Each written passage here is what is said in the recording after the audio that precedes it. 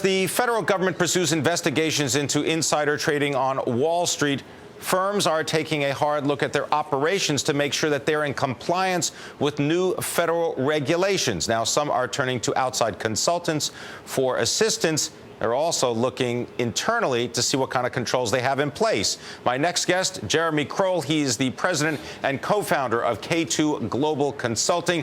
Jeremy is a former executive at Kroll Incorporated. Jeremy, great to be with you. Thanks so much for coming in. So this whole idea of insider trading, we've known it's been around for a long time, but now there seems to be something that's quite different. It's about almost following that breadcrumb trail to find all of the players involved. What's going on? Well, Pimm, I mean, as you said, it's nothing new in a certain respect. It's old wine in a new bottle. But what is new is the proliferation of social information, professional information, and really relationship data between individuals in a firm or outside of a firm. And so this information is proliferated, is giving regulators and prosecutors almost an unparalleled amount of potential evidence to sift through.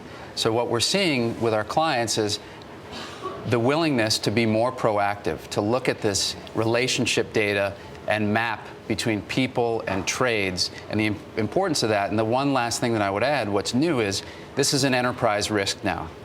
It's no longer something that is in a dusty old room or a back office activity. Right. This is not something that just affects maybe the people involved. It affects everybody. If you work at a company, it affects the whole company.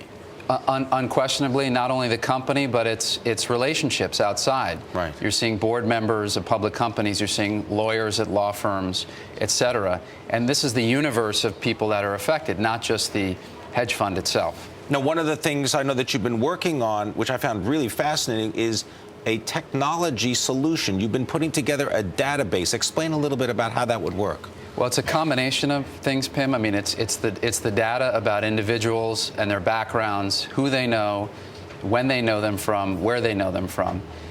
But it's also got to be dynamic, because the traditional features of compliance haven't really worked. It's policies and procedures printed out in binders. It's background checks looking backwards. But the reality is the risks that these firms are facing is it's all proactive, it's all dynamic, and it's ever changing. So we're using technology to automate the process of looking at the relationships and these activities. Now, inside a company, do they have the capabilities right now to even understand the scope of the potential problems? Because it always seems to be reactive rather than taking any kind of advanced action. Well, I think managers are now having to make the decision between knowing and not knowing.